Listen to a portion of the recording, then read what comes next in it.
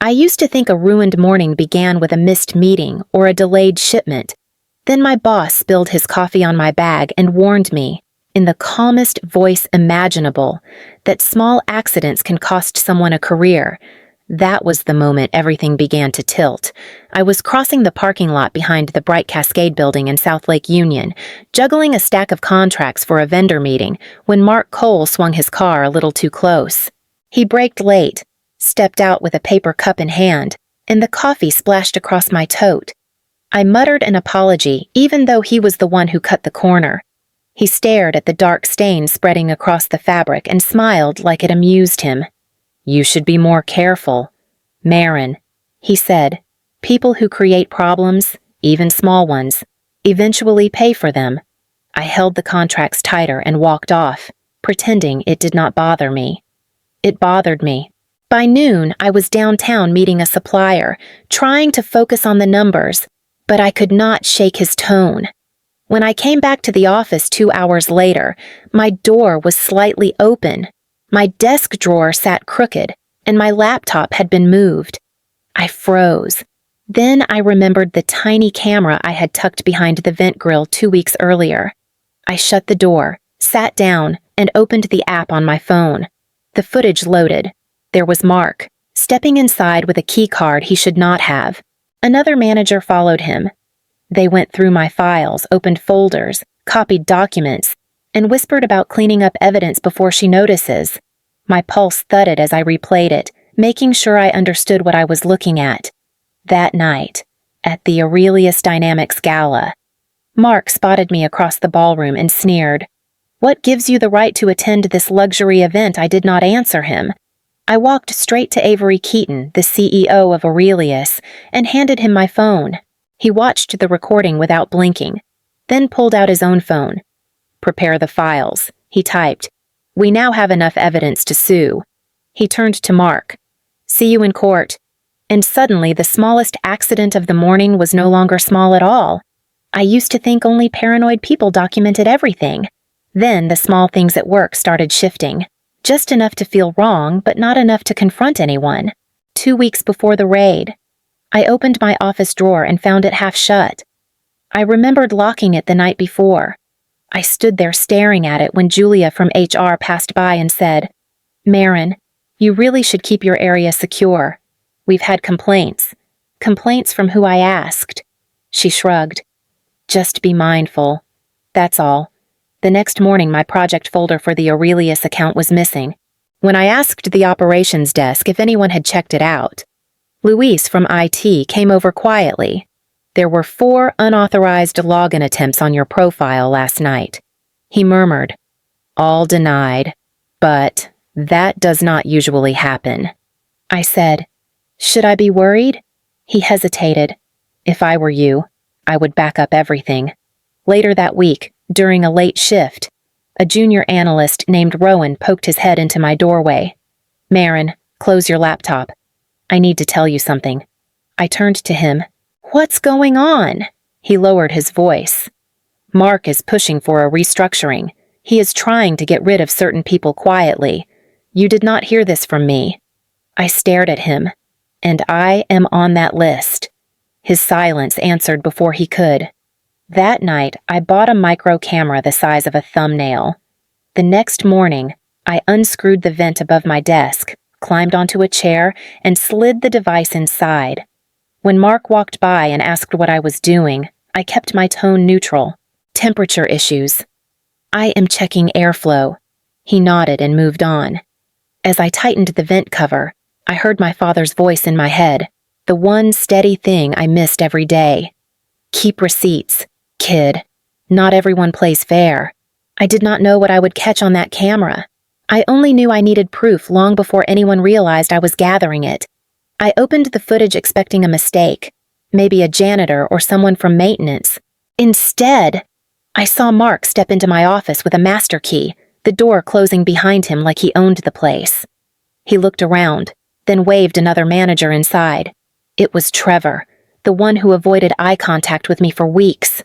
Trevor whispered, "We should not be here this long."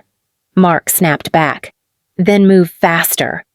I watched him pull open my drawer, flipping through contracts tied to Aurelius Dynamics as if they belonged to him.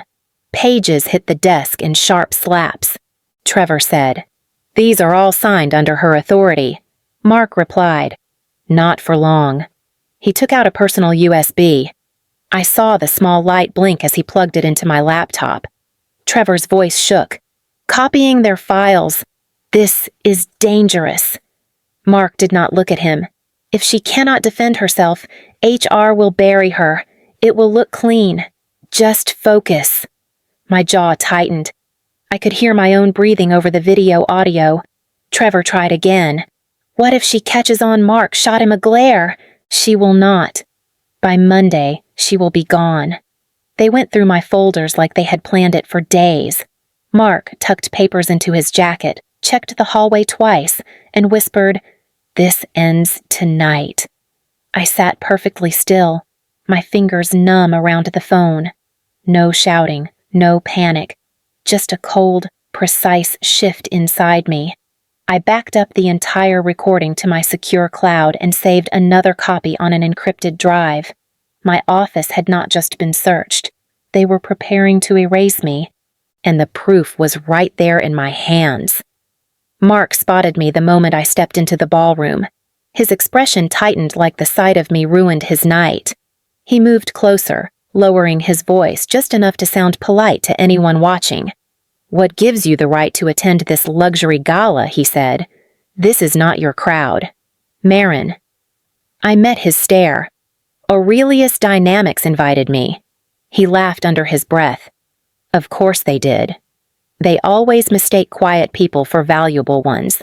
A few guests turned their heads. Mark enjoyed that. Attention fed him. But I felt steady, almost calm, like I had been waiting for this moment without realizing it.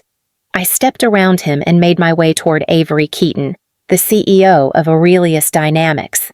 He stood near the stage, speaking with a retired colonel. When he saw me, he broke into a warm, respectful nod. "Marin Hollis," he said. "I have not seen you since that winter route issue." I smiled. "The blizzard year." He chuckled. "You rerouted an entire supply chain in 4 hours. I have not forgotten." Mark hovered behind me, close enough to hear but too far to interrupt. Avery's acknowledgement irritated him more than anything I could have said. Avery asked, "How are things at Bright Cascade?" Still carrying the heaviest loads quietly, I felt my throat tighten. "A lot has changed lately." Avery studied my face, changed how I glanced at Mark. He smirked, confident I would not risk speaking in front of him. So I made a different choice. "Avery," I said, lowering my voice, "there is something you need to see. It concerns your contracts. And my office." Avery's expression sharpened. "Show me." I reached into my clutch for my phone. Tonight was the moment. Avery took my phone without hesitation. "Play it," he said. I tapped the screen.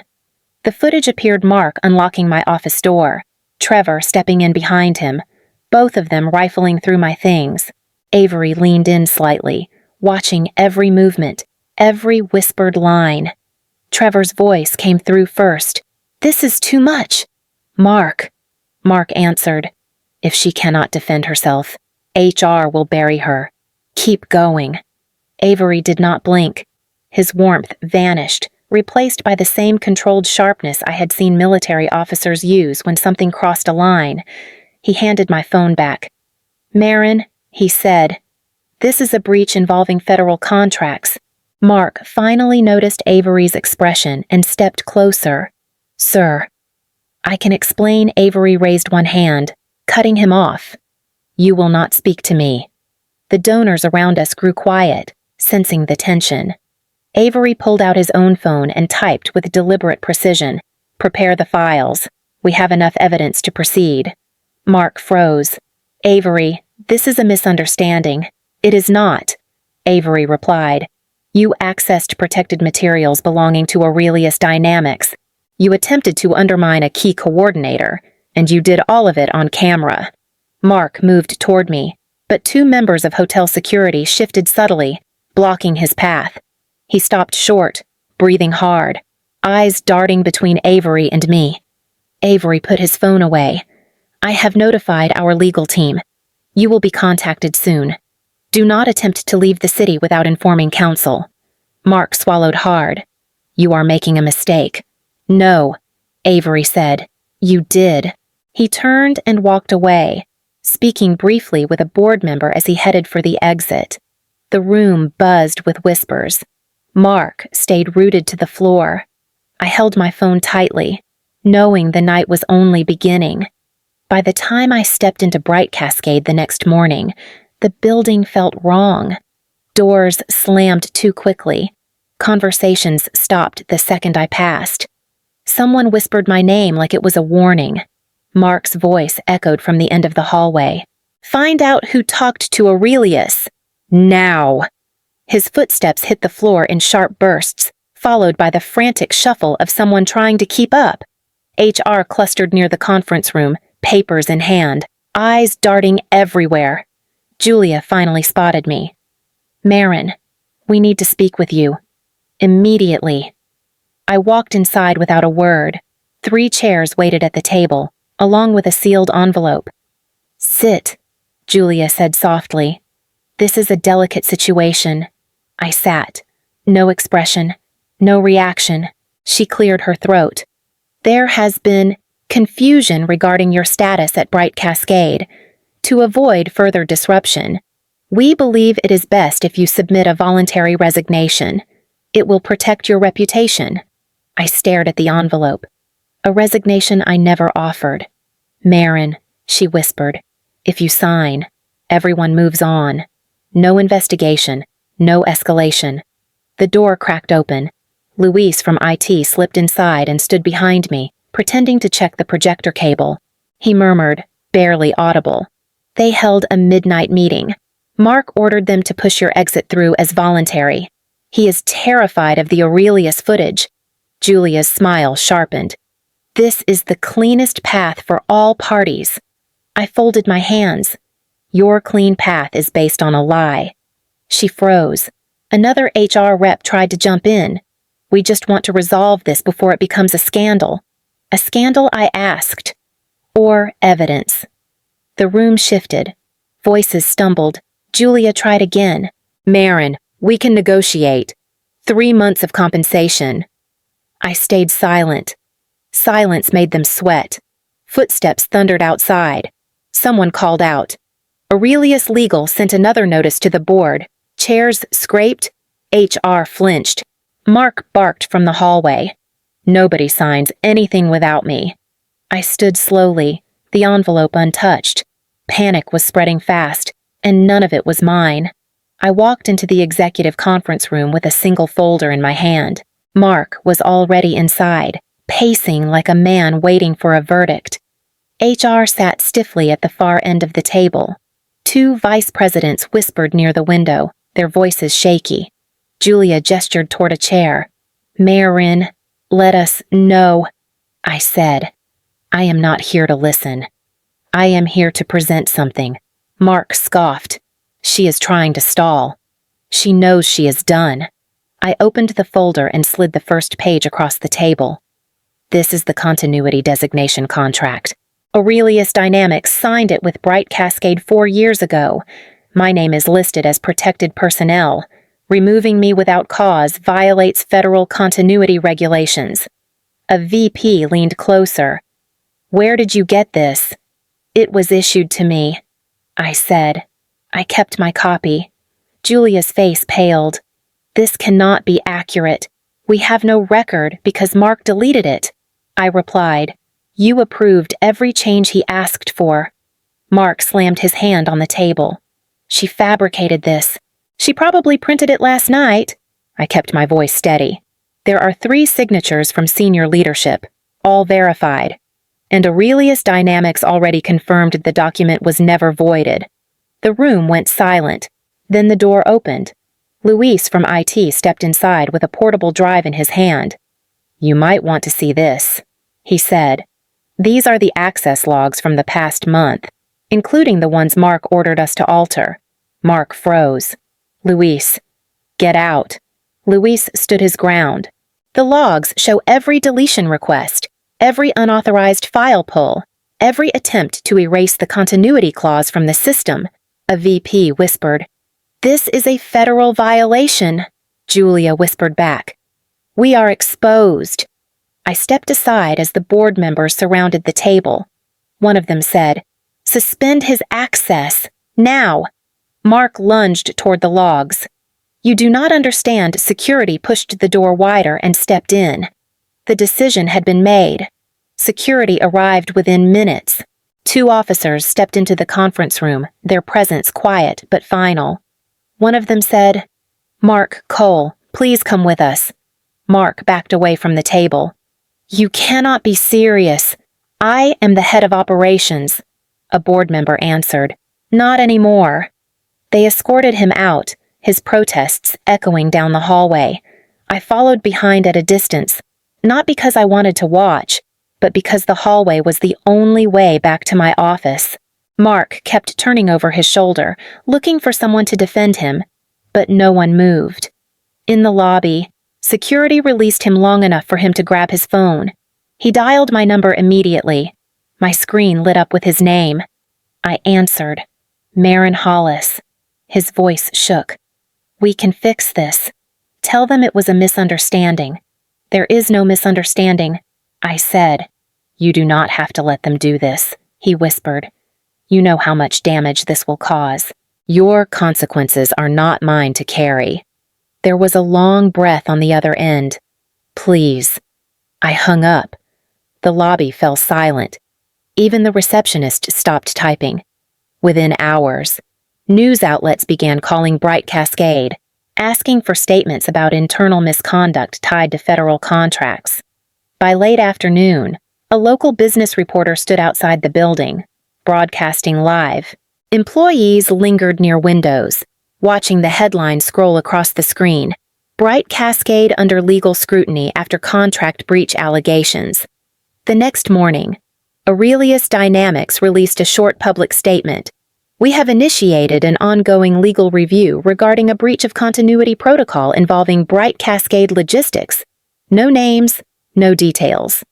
But the implication was enough to send Bright Cascade stock tumbling. Department heads whispered behind closed doors. HR stayed off the hallways entirely. Everyone avoided everyone else, afraid of becoming the next person pulled into a conference room. By evening, the building felt hollow, not quiet hollow, and in that hollow space, I realized something had shifted permanently inside the company and inside me. In the days after everything fell apart, Avery called me twice. Each time, his message was the same. Marin, when you are ready, Aurelius has a place for you. I appreciated it, but I could not walk into another building carrying the same weight I had been dragging for years. I told him, I need time. He replied, take as long as you need. So I stepped back. I spent my mornings walking the loop around Green Lake, letting the gray Seattle air settle into something quieter. I left my phone on silent. No calendar pings, no project deadlines, just the sound of water and the steady rhythm of my footsteps. One afternoon, a former colleague, Leah, called. Everyone's asking about you. She said, some people are proud. Others are scared. I do not want people to be scared. I told her, they are not scared of you. She said, they are scared of the truth you proved. Over the next week, emails began coming in from companies I had barely interacted with. A logistics firm from Tacoma wrote, we heard how you handled a high-pressure breach. Would you ever consider consulting a small supply chain group in Portland reached out with something similar? I reread each message twice, not with disbelief, but with a strange, steady calm. When Avery called again, I said, I think I know what I want. He waited. I want to build something independent. I said, not another corporate title. I want to help companies protect themselves the right way. He exhaled softly. Then that is exactly what you should do. I spent the next several days setting up my new path continuity consulting, ethical logistics, training teams to protect what matters before someone like Mark gets the chance to twist it. Late one night, an email arrived from an address I did not recognize. The subject line read, "You helped us more than you know." It was from 3 members of Mark's former team. The message was short. "Thank you for showing us what accountability looks like." I stared at the screen for a long time before typing my reply. When the regulatory board released its findings, the headline spread quietly through the industry. Mark Cole was barred from holding any management position for 5 years. No sensational interviews, no dramatic statement from him, just a single line at the bottom of the report: "Violations confirmed." Leah called me the same morning. "They demoted Julia," she said. "Trevor was let go. HR is getting rebuilt from the ground up." I listened, not out of satisfaction, but because it felt like history finally acknowledging what it had overlooked.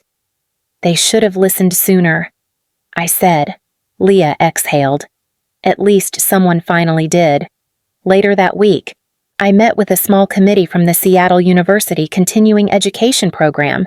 A professor introduced himself. "We have been following your work. We want you to teach a workshop on ethical leadership in high-risk logistics." I blinked. "You want me to teach?" "Yes," he said. "People need to hear from someone who lived it, not just studied it."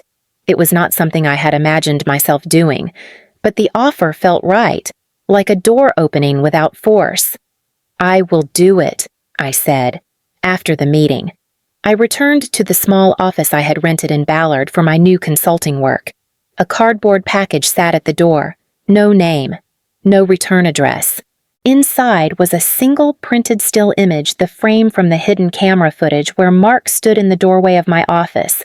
The moment everything tilted, I placed it on my desk for a long moment before hanging it on the wall.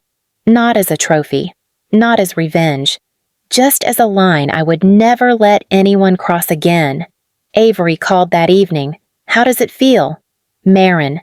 "Everything finally settling. Quiet," I said.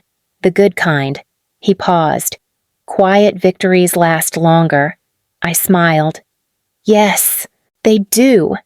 When I locked up my office that night, the memory of the spilled coffee in the parking lot drifted back the warning he had whispered about small accidents costing careers.